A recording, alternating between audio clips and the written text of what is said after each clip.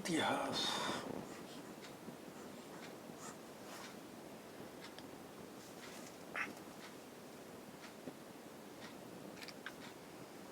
मुगल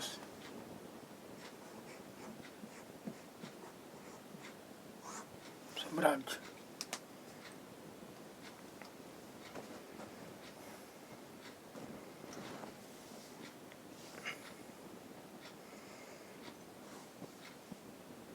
मुगल साम्राज्य की प्रशासनिक और सैनिक कुशलता के फलस्वरूप आर्थिक और वाणिज्यिक समृद्धि में वृद्धि हुई। विदेशी यात्रियों ने इसे वैसा धनी देश बताया जैसा कि किसी कहानियों में वर्णित होता रहा, परंतु यही यात्री इसी प्रचुरता के साथ मिलने वाली दरिद्रता को देखकर विस्मित रह गए। सामाजिक असमानताएं साफ दिखाई पड़ती थी। शाहजहां के शासनकाल के 20वें वर्ष के दस्तावेजों से हमें पता चलता है कि ऐसे मनसबदार जिनको उच्चतम पद प्राप्त था, कुल 8000 में से 445 ही थे।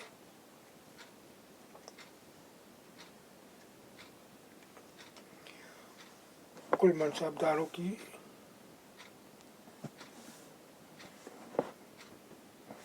एक छोटी संख्या 5.6%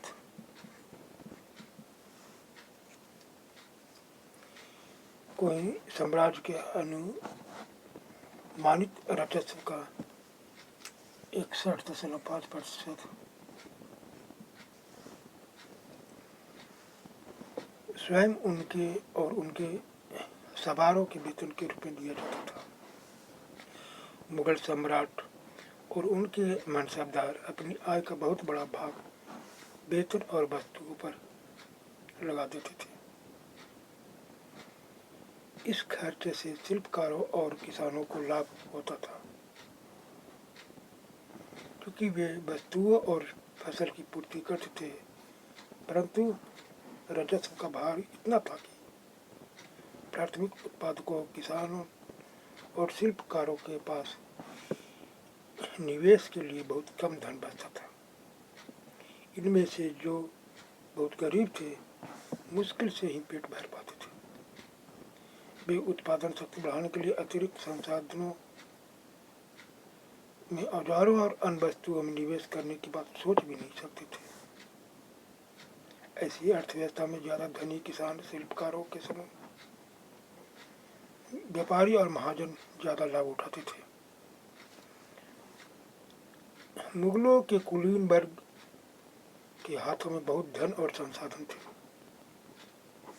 जिनके कारण 17वीं सदी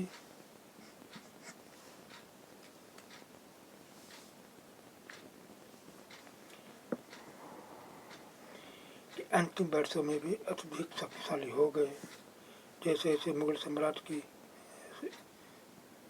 सत्ता पतन की ओर बढ़ती गई, वैसे वैसे विभिन्न क्षेत्रों में सम्राट के सेवक स्वयं ही सत्ता के शक्तिशाली केंद्र बनने लगे।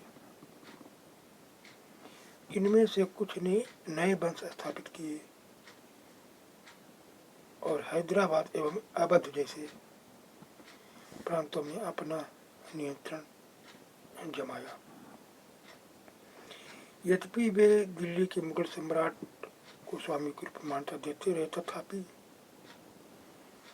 18वीं शताब्दी तक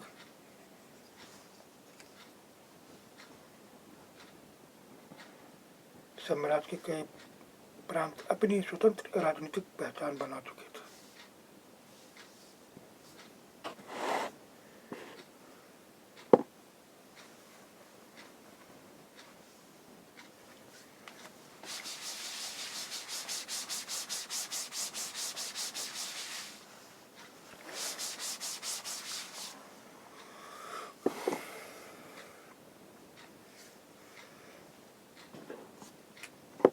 राजा और रानियां 16वीं सदी में मुगलों के लगभग समकालीन संसार के विभिन्न भागों में भी कई महान राजा रानियां थे। इनमें ऑटोमन तुर्की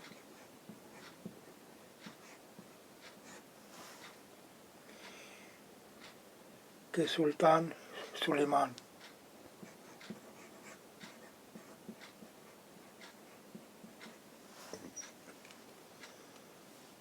शामिल हैं। 1520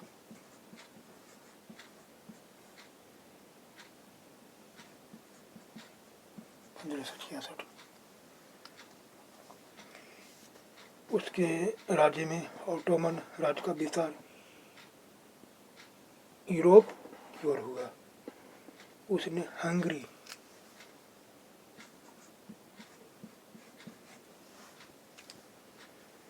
को अपने राज्य के साथ मिला लिया और ऑस्ट्रिया को घेर लिया।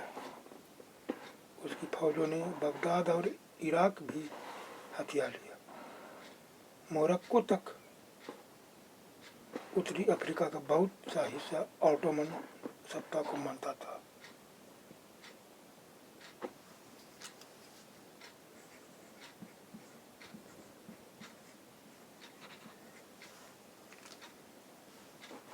सुलेमान ने ऑटोमन नौसेना का पुनर्गठन किया। पूर्वी भूमध्य सागर के इलाकों पर इस नौसेना के प्रभुत्व की वजह से स्पेन के साथ उसकी प्रतिस्पर्धा हुई। अरब सागर में इस नौसेना ने पुर्तगालियों को चुनौती दी। सम्राट को अल कानूनी विधि निर्माता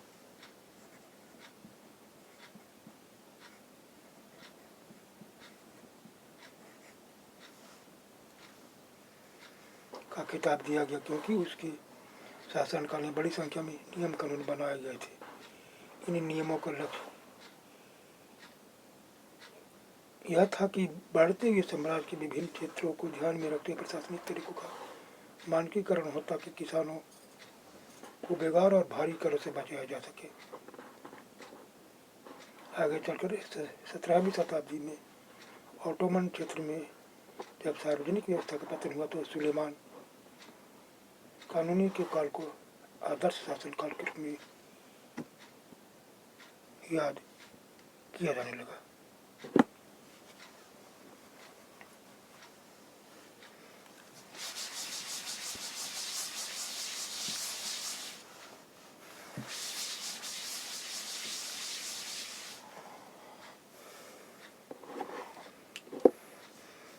अकबर के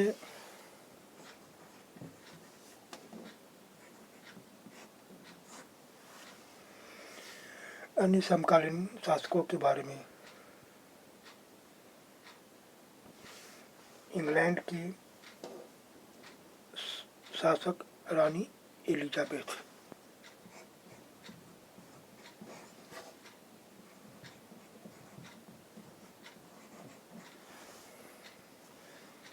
1558 से 1603।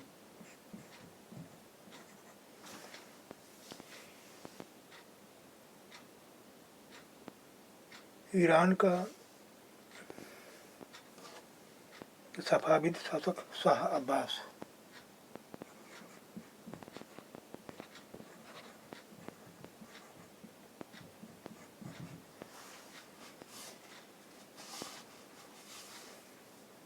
1588 1629।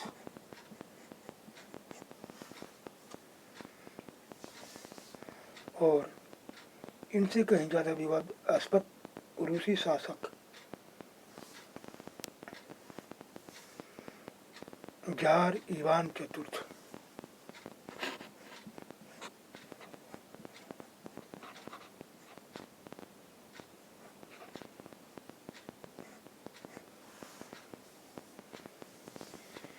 1588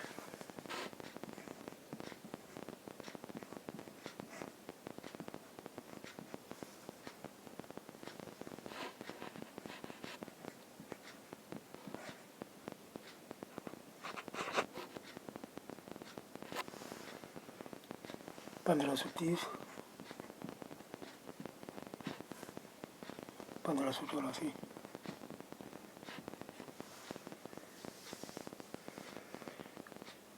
जो इवान दी टेरिबल के नाम से कुख्यात हैं। ये सभी ईरान के समकालीन शासक